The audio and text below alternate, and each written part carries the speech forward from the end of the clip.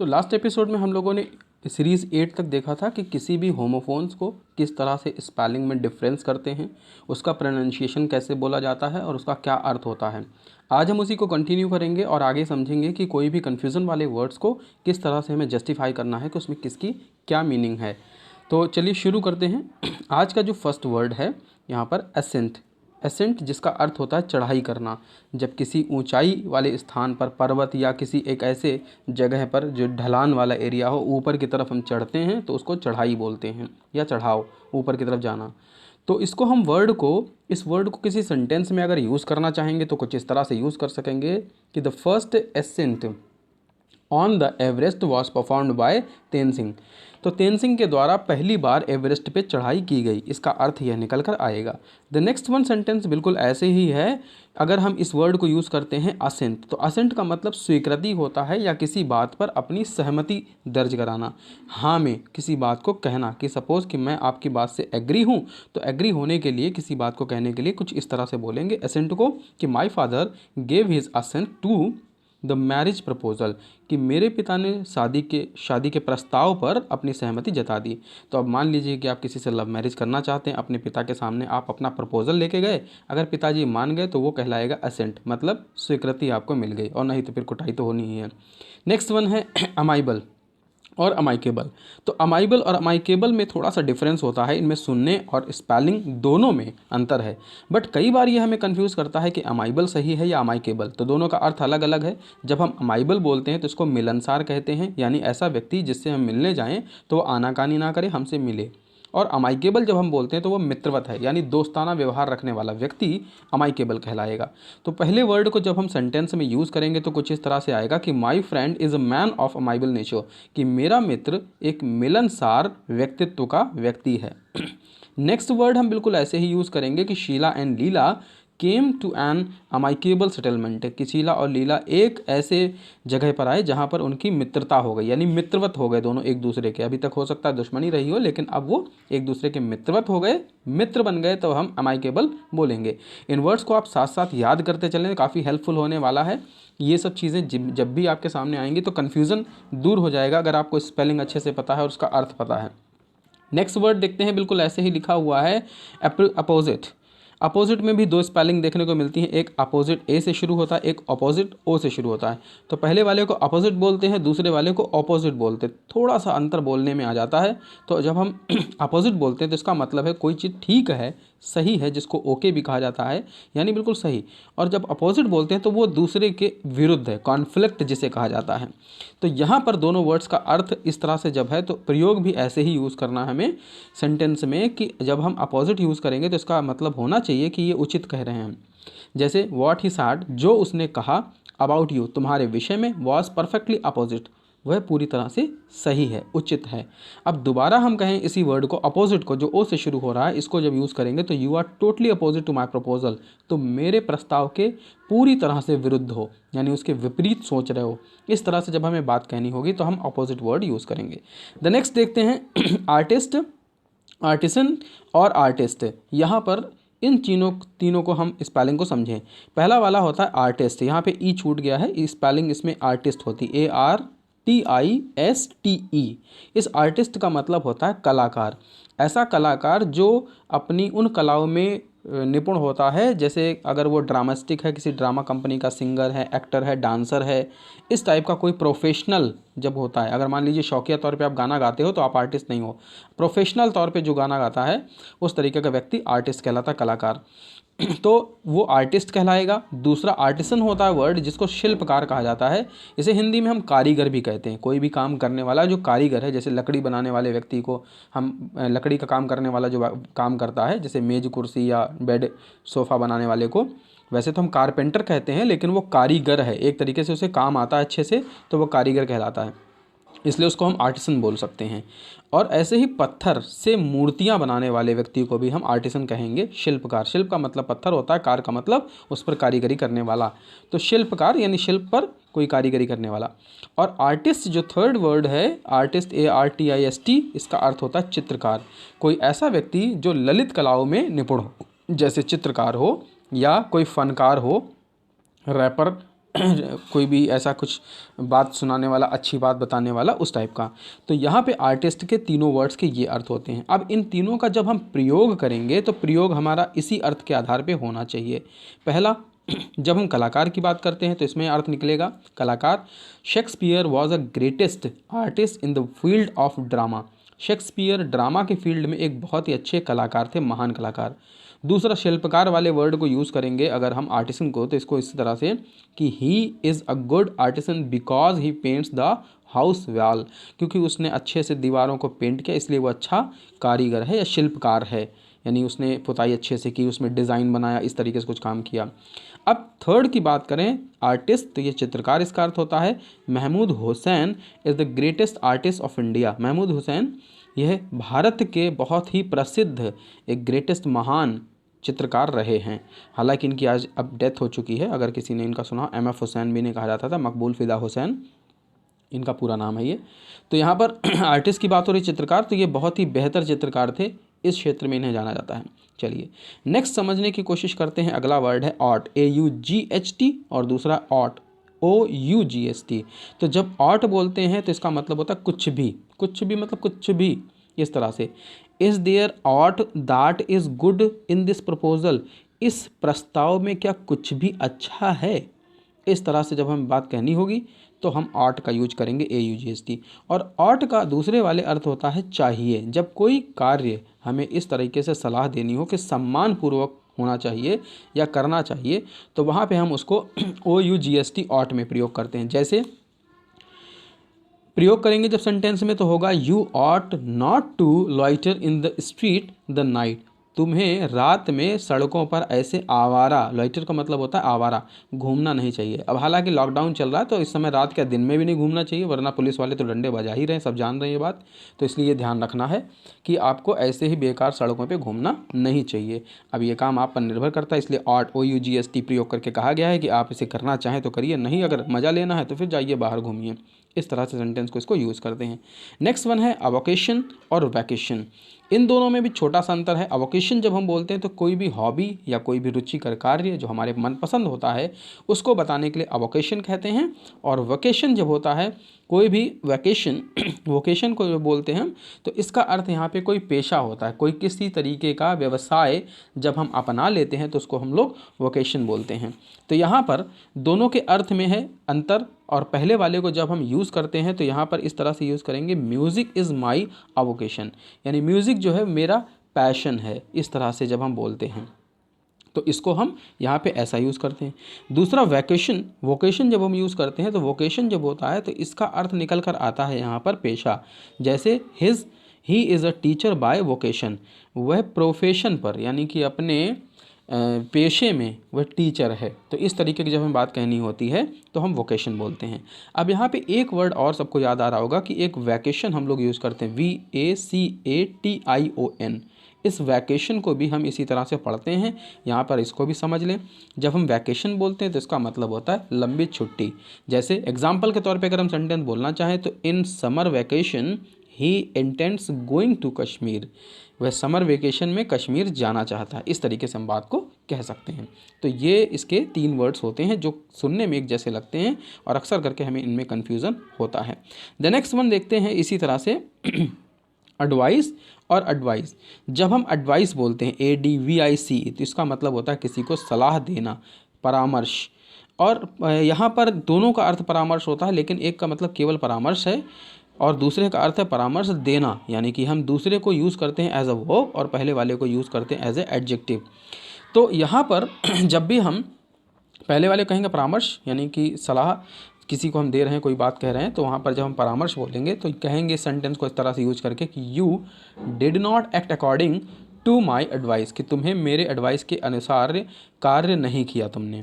और दूसरा परामर्श देने की बात करें तो एडवाइस VISE बोलेंगे, तो यहाँ पर होगा he advised me to work hard, उसने मुझे सलाह दी कठिन परिश्रम करने के लिए। इस तरह से हम इसको प्रयोग कर सकते हैं। नेक्स्ट वन सेंटेंस देखते हैं, वर्ड एडिशन और एडिक्शन। अब एडिशन और एडिक्शन में क्या अंतर होता है इसको भी ध्यान से समझ लेते हैं कि यहाँ पर दोनों में क्या डिफरेंसेस है। जब हम बोलते हैं एडिशन तो इसका मतलब होता है संस्करण। अब संस्करण का अर्थ है जैसे मान लीजिए कि कोई भी आप बुक पढ़ रहे हैं, उस बुक की एक प्रिंटिंग जब हो गई तो वो उसका पहला संस्करण कहलाएगा। दोबारा जब उस किताब को छापा जाएगा अगले साल या अगली प्रिंट जब उसकी निकलेगी थोड़ा अपडेट करके, तो उसको दूसरा संस्करण कहलाएगा। आप प्रतिदिन जो पेपर पढ़ते हैं वो भी हर दिन एक नया संस्करण होता है, तो एडिशन बोलते हैं उसको। इसी तरह से इसको यूज़ करते हैं। और जब एडिशन बोलते हैं तो इसका मतलब होता है किसी चीज़ की वृद्धि करना, यानी कोई चीज़ ज़्यादा मात्रा में करना, बढ़ाना। तो जब हम एडिशन यूज़ कर रहे हैं, इसको हम वर्ड को सेंटेंस में यूज़ करेंगे तो इस तरह होगा कि this is fully revised edition of the book, कि यह इस किताब का पूरी तरह से रिवाइज्ड यानी अच्छे से तैयार किया गया एक एडिशन संस्करण है। और जब एडिशन की बात करेंगे एडिशन, तो ये होता है यहाँ पर this amount of is in addition to that amount, कि इतना जो मात्रा है उस मात्रा में जाके मिला दो, एडिशन। और एक वर्ड बार बार मेरे मुंह से निकल रहा है, एडिक्शन। एक वर्ड होता है एडिक्शन। उस एडिक्शन का अर्थ होता है किसी भी लत का आदी होना। जब हम किसी बुरी आदत या अच्छी आदत के आदी हो जाते हैं तो वो कहलाता है एडिक्शन। तो एक वो वर्ड होता है एडिक्शन, तो जिसको हम यहाँ पे समझेंगे।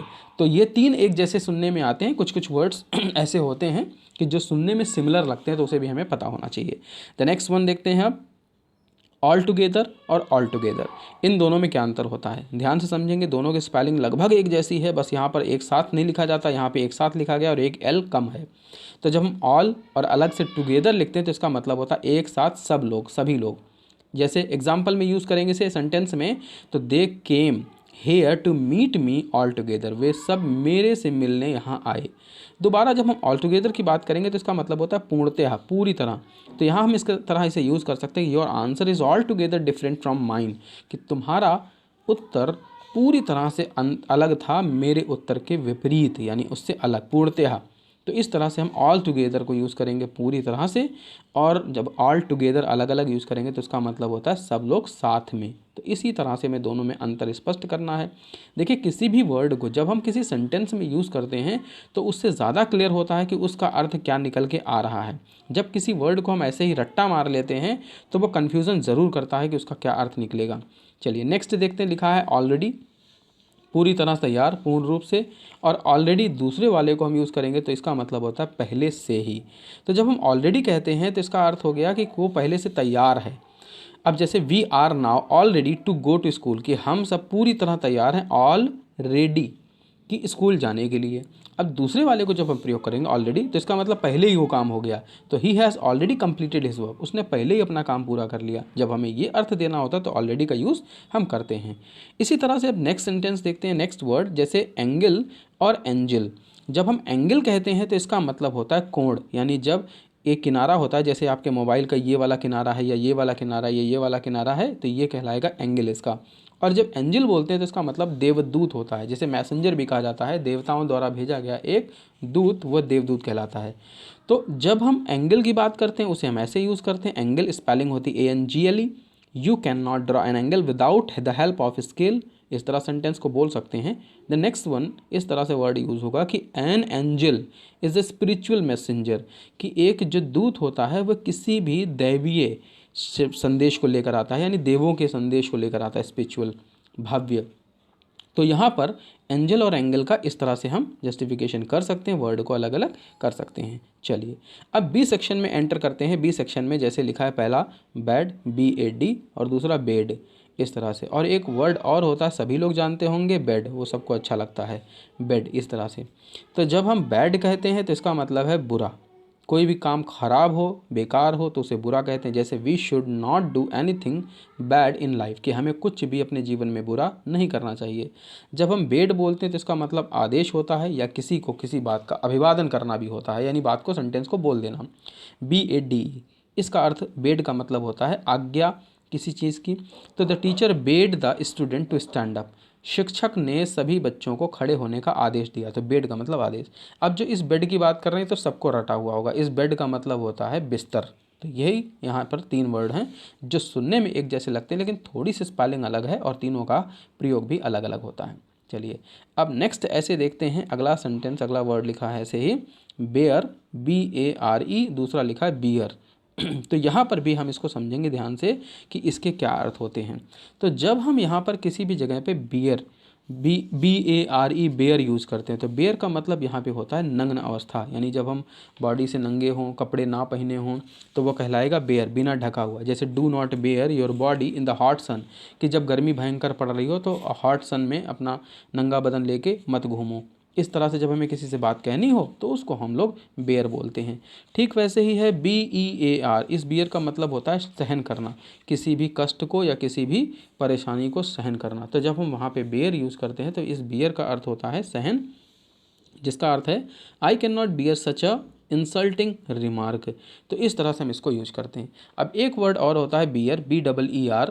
तो इस बियर को जब हम यूज़ करते हैं तो इस बियर का अर्थ होता है एक पेय पदार्थ, जिसे दारू बोला जाता है। आप अपनी भाषा में अलग अलग चीज़ें बोलते होंगे, तो ये एक वर्ड और होता है जिसको हम लोग बोलते हैं बियर, जो सुनने में एक जैसा ही लगता है। तो बियर और बेयर, इन तीनों को यहाँ पे समझ सकते हैं, इस तरह का तीनों अंतर है यहाँ पे थोड़ा थोड़ा। चलिए अब नेक्स्ट वन देखते हैं। जब हम कहते हैं बर्थ और फिर कहते हैं बर्थ, तो यहाँ पे पहला बर्थ BIRTH, इस बर्थ का मतलब होता है जन्म देना या जन्म लेना। अब जैसे बर्थडे जो आप मनाते हैं वो यही बर्थ कहलाता है। तो यहाँ पर सिंपल सा इसका स्पेलिंग है और आसानी से इसको याद भी कर सकते हैं कि you must remember your date of birth, कि तुम्हें अपना डेट ऑफ बर्थ याद रहना चाहिए। इस तरह से हम बोलते हैं। और दोबारा जब हम बर्थ बोलते हैं BERTH, तो इसका अर्थ होता है यहाँ पर ट्रेन में बैठने वाली जगह या किसी भी जगह जो सीट होती है। तो इसको हम सेंटेंस में जब प्रयोग करेंगे तो कुछ इस तरह लिख सकेंगे, you can not travel comfortably unless your birth is ready in train. अब इस तरह से इस सेंटेंस को यूज़ कर सकते हैं सेंटेंस में। द नेक्स्ट वन ऐसे देखते हैं ब्रेक और ब्रेक, यानी अब हम अगले वर्ड को देखेंगे ब्रेक और ब्रेक में कैसे अंतर करते हैं। तो पहले वाले ब्रेक BREAK का मतलब होता है तोड़ना किसी चीज़ को। द थीफ ब्रोक, अब ये सेकंड फॉर्म यहाँ पे लिख दी गई है, ब्रेक एक वर्ब है इसलिए। The lock and enter the house, चोर ने ताला तोड़ा और घर के अंदर प्रवेश कर गया। इस तरह से हम इसको यूज़ कर सकते हैं। एंड द नेक्स्ट वन, पहिए को रोकने का यंत्र, यानी जब आप साइकिल चलाते हैं या मोटरसाइकिल चलाते हैं तो उसमें जो ब्रेक लगा होता है उसको बोलते हैं ब्रेक, BRAKE, इसको ब्रेक बोलते हैं। तो यहाँ पर जब इसको ब्रेक बोलेंगे तो पहिए को रोकने वाला यंत्र होता है। तो there will be an accident if the brakes of your cycle are not go, इस तरह से जब गुड, कि अगर आप साइकिल का ब्रेक सही नहीं रखते हैं तो वो आपको एक्सीडेंट की तरफ ले जाएगा। इस वर्ड को हम ऐसे यहाँ पर यूज़ कर सकते हैं। तो आई होप कि चीज़ें समझ में आ रही सभी को। अगर कोई वर्ड आपको कन्फ्यूज़ करता है तो आप कमेंट्स के थ्रू मुझसे पूछ सकते हैं किसी वर्ड पर अगर कोई कन्फ्यूज़न है। द नेक्स्ट वन देखते हैं, लिखा है बेल और फिर उसके बाद में लिखा है बेल। यहाँ पर भी दो तरीके के वर्ड हमें दिखाई देते हैं बेल में, BALE, दूसरा BAIL। तो पहले वाले बेल का मतलब होता है गांठ। जब यहाँ पे पहले वाला बेल कहा गया तो Ramu has bought 2 bales of cloth, उसने 2 गट्ठर कपड़ों का खरीदा। गट्ठर या गांठ, इसको हम लोग बेल बोलते हैं। तो यहाँ पर बेल इसका अर्थ निकल के आता है। दूसरा होता है BAIL, बेल, इसको हम लोग बोलते हैं जमानत। जब किसी व्यक्ति की जमानत होती है, जेल में वो बंद हो, तो उसको बेल कहा जाता है, BAIL। The thief has been released on bail, कि चोर को बेल पर छोड़ दिया गया। इस तरह से हम इसका प्रयोग करते हैं। फिर ऐसे ही बिल्कुल नेक्स्ट वर्ड है ब्राइडल और ब्राइडल। दोनों ही लगभग सुनने में एक जैसे यहाँ पर भी लगते हैं कि ब्राइडल एक वर्ड है और ब्राइडल। तो पहले वाले ब्राइडल का अर्थ होता है विवाह से संबंधित, यानी जब महिला विवाहित होती है या पुरुष विवाहित होता है तो उसको ब्राइडल वाला जो वर्क होता है तो वो कहलाता है bridal. You must spend lavishly over the bridal dresses, तुम्हें जो है खर्चे करने पड़ेंगे पूरे खुले हाथ से ब्राइडल ड्रेसेस पर। इस तरह से हम इसको यूज कर सकते हैं वर्ड को। दूसरा ब्राइडल का मतलब होता है लगाम, जैसे किसी घोड़े पर या बैलगाड़ी में बैल पर या खच्चर वाले जो घोड़ा होता है तो उसको, खच्चर टाइप का जो प्रजाति का घोड़ा होता है उस पर जो लगाम लगाई जाती है उसको हम यहाँ बोलते हैं। और आजकल लड़कों पे भी लगाम लगाई जाती है, उनका विवाह करवा दिया जाता है तो वो भी लगाम लग जाती है। तो ऐसे जो लगाम कहलाता है वो फिलहाल लड़कों वाला ऐसा नहीं होता है, लेकिन जो किसी जानवर को, किसी जीव जंतु को लगाते हैं तो उसको हम लोग लगाम बोलते हैं, रस्सी के द्वारा होता है। तो यहाँ पर इसको यूज़ करेंगे कुछ इस तरह से, the horse broke the bridal and run away, घोड़े ने अपनी लगाम तोड़ दी और भाग खड़ा हुआ। इस तरह से इसको प्रयोग कर सकते हैं। चलिए अब लास्ट देखते हैं बॉर्न एंड बॉन्ड। जब हम इसको बॉन्ड बोलते हैं BORNE तो इसका मतलब होता है सहन करना। जैसे इसको प्रयोग करेंगे जब किसी लाइन में तो आएगा, इस तरह से अर्थ निकलना चाहिए कि lot of suffering war borne by him, बहुत से समस्याएं या बहुत सी विपदाएं उसके द्वारा सहन की गई। दूसरा, बॉर्न जन्म होता है, जैसे एम के गांधी वॉज बॉर्न इन 1869, उनका जन्म 1889 में जो है 69 में हुआ है। इस तरह से हम बोल सकते हैं। अब आप अपना डेट ऑफ बर्थ भी यहाँ जोड़ सकते हैं कि आप अपना जन्म को बोल सकते हैं इस आई वॉज बॉर्न, और फिर जो डेट है आपका वो बोल सकते हैं। तो इसको हम बॉर्न को ऐसे यूज़ कर सकते हैं।